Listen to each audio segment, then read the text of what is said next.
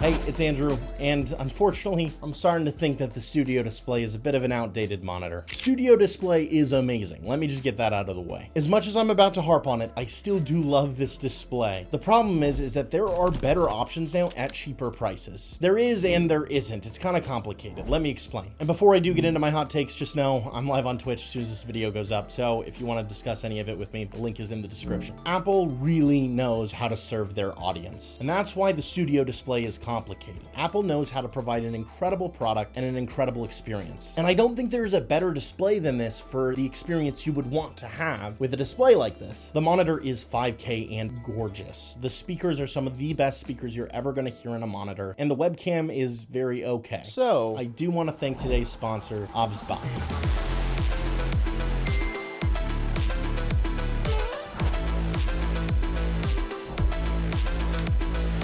They sent over their Tiny 2 webcam for me to use and try out, and I just gotta say, this thing is impressive. As someone who kind of hates the Studio Display webcam, this thing is a genuine lifesaver. It's a really high quality webcam that sits on a gimbal. It's got all kinds of AI tools as well, so it can track people and memorize positions. It can also take voice commands to do all kinds of different stuff. It can also be controlled wirelessly, which is awesome. I frankly have been out of the webcam game for a while because I just use cameras now. I didn't know that webcams had gotten this good because these are really, really impressive. All of the controls for the Tiny 2 are also through a super convenient and well-made app by OBSBot for Mac, for Windows. I frankly love it. It even starts looking downwards once it goes to sleep, so it's not always sitting there staring at you, which is a great touch. I love the thing, and I'm so grateful that OBSBot sent it out for me because I needed a webcam for some different Zoom calls and stuff, because this webcam sure as hell wasn't working for me. So if you want to check it out, the link is in the description. There is a promotional code that they also gave me if you want a little bit of a discount on it, which is also in the description. If you want to pick it up, please do. It's awesome. It helps the channel. Thank you so much to OBSBot for sending it out.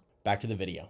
All of this is inside a beautiful aluminum body, and it works so well with macOS that it hurts. The monitor is just gorgeous in design and on screen. The 5K just makes it so there are so many pixels per inch on this display that it is just sharper and more crisp than any of its competitors. And being that this monitor is for pros, it supports different color modes and pretty much everything you could ever need for a monitor to be working on or doing anything you could ever need a monitor for, besides gaming, but we're not going to talk about gaming. I also have to mention that the USB-C ports are fantastic. There are plenty of monitors doing a little bit of a USB hub, but these ports are high speed and reliable, and they're wonderful. There's nothing really like it. I do kind of wish they added some USB-A ports though, or maybe a high speed SD card reader that's a little faster than the UHS 1 ports that we see in the base Mac Studio and MacBook Pros, or even add an Ethernet port into the back of the display, or add it into the power brick like the current iMacs have. And that all would have been wonderful, and it would have provided so much more value to this monitor. And with the fact that they developed a specialized cable that delivers Ethernet and power with their iMacs, it almost seems like Apple is purposely limiting the value they can bring with this monitor. The Studio Display has some problems though when you put it into the market currently today with all of the other displays you could purchase. For one, I don't like LED monitors very much anymore. I'm kind of tired of them. They burn my eyes, and they can frankly just be exhausting to stare at for hours on end. So the answer to that is OLED, OLED, OLED. I love OLED displays. My TV is an OLED display. My gaming handhelds are an OLED display. It racks my brain that Apple isn't putting out an OLED display, especially considering they've developed a tandem OLED display for the new iPads that is possibly the best display I have ever seen with my own eyes. It is best in class, and it's driving me crazy that Apple is gatekeeping it to the iPad currently. And frankly, I'm just tired of using an LED display on my desk when I could get a QD OLED display for cheaper that's gonna have better colors, better contrast, and be way easier on my eyes. I can also get one that's bigger, that's still cheaper than the Studio Display. There has always been decent displays that were cheaper than the Studio Display, but OLED displays especially have seen price drops in recent years since the Studio Display's inception, and that jump in visual fidelity and just ease of use makes the Studio Display feel much more old school than it used to. Another problem I was having specifically with the Studio Display was how much it felt like they were overlooking dual display display users. It is not uncommon at all for power users to be using multiple monitors, and if you're spending north of $1,500 on a monitor, you're definitely a power user. I was using 2 studio displays for multiple months, and while using the internal speakers and the built-in webcam, I found it incredibly awkward to try and navigate between the two. It is mind-blowing to me that you can only use the speakers from one of your studio displays. My setup personally, I had them off-center, so they were side by side, which meant audio was always coming out of either the left side of my field of vision or the right side of my field of vision, rather than making it so they just both produce a stereo signal, which Apple could totally do. It forces you to have a monitor specifically on center and one off center, which I didn't want to do if you want to have a stereo signal directly in front of you. And I just have no idea why Apple didn't add some sort of system that processes audio in a stereo signal with 2 monitor speakers. It would add so much more value to purchasing 2 displays. They're already processing spatial audio off of the chip in the display, so why can't it just do that for 2 displays at once? We've got 2 chips. I'd ask for something similar with the webcam, but I don't think it matters as much because you can always just have the webcam on one angle or the other. But Apple could 100% push out some sort of software that utilizes both webcams to create some sort of cool central end software thing for its users, but it's not that big of a deal. But still mind-blowing to me that you cannot use the speakers from both displays. Apple 100% needs to push out some sort of update to allow users to use both speakers. The webcam though, it isn't good, and it never was. And at a display that is this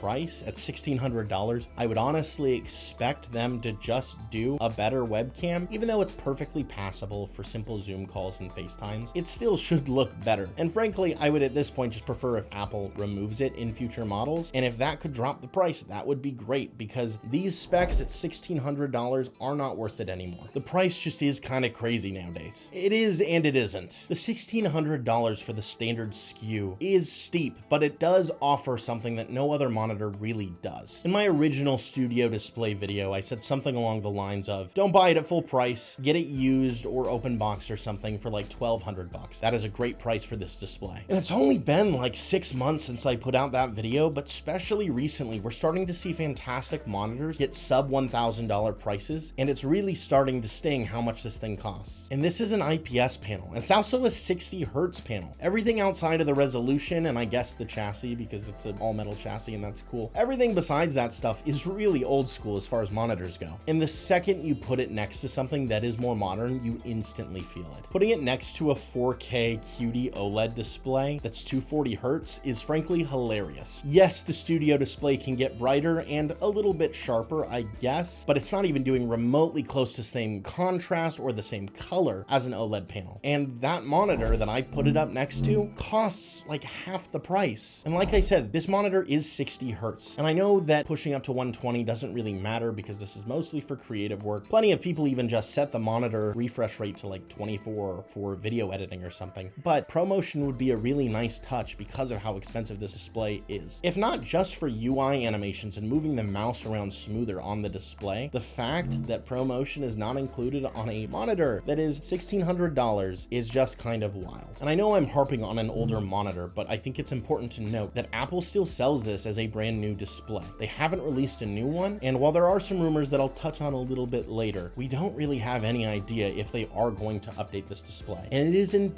dire need of an update because it's frankly kind of insulting when you buy a Mac Studio or a desktop or just want a Mac display and you go to Apple's website and they're trying to sell this for $1,600. And it's kind of weird that they haven't updated it because Apple themselves have went through 2 different display panel types in their other products since this release. They went from the Retina display, which this is at a high resolution, to the mini LED displays that you see on the MacBooks and the older iPad Pros, to now the new tandem OLED displays that are incredible on the newer iPads and supposedly the upcoming MacBook Pros. Apple themselves is making way better display tech for all the devices that aren't the display that they're supposed to sell to professionals. It does feel frankly insulting that Apple seems to be gatekeeping their best display tech from professional users when they claim to be a company that makes machines and tools for creatives and professionals. Give the people the good display tech so we can keep making amazing things. Again though, the studio display is a really nice display and using it feels incredible. It provides the seamless iMac experience and using it on any macOS device is incredibly easy. The second you step away from it and you plug into a more modern monitor, you might have some issues with macOS. It can be a little bit finicky and it really makes you think, why haven't they updated this display? display because people would buy it. The fact though that every display that Apple makes for all of their portable devices outside of the lower end iPhones is better than the display that is $1,600 and singular job is to display content, it's just mind-blowing. Now, Apple does have rumored displays on the horizon, and I do want to talk about that. Now, I know I've been complaining about how the specs of the Studio Display seem outdated, so let's talk about what might happen to them. Analysts and journalists have been going back and forth for the last couple years, arguing about leaks and what Apple might have going on behind the scenes. There is a rumor that Apple has multiple monitors in the works, and one of them would be a 27-inch follow-up to the Studio Display with 120 Hz and all the specs you would expect from a high-end monitor. We've then also gotten rumors that Apple has completely canceled this monitor and other monitors and shelved them. We don't have any actual confirmations either way. All we can really do is look to the past of what Apple has done with displays and kind of guess about what will happen. Apple has generally historically released a monitor every 6 years, and over the last handful of display releases, Apple's displays have always been pretty fantastic. We have the Pro Display XDR and the Studio Display, which are currently being sold by Apple, but both displays are starting to show their age. Apple has to be working on something new. The real question though is Apple going to throw their best display technologies at it? It's really annoying that Apple has some of the best displays in the game and they only keep them on their smaller devices. And like I said before, it seems like Apple wants to claim that they make products for creatives and professionals, and they do sell some great computers. The Mac Studio, MacBook Pros, and Mac Pro are all top of the line, powerful computers for creatives and professionals to accomplish anything they can think of. All of these tools need displays though, and the display is an incredibly important part of the puzzle. And I love the Studio Display. Its visuals, its design, and its ease of use are fantastic.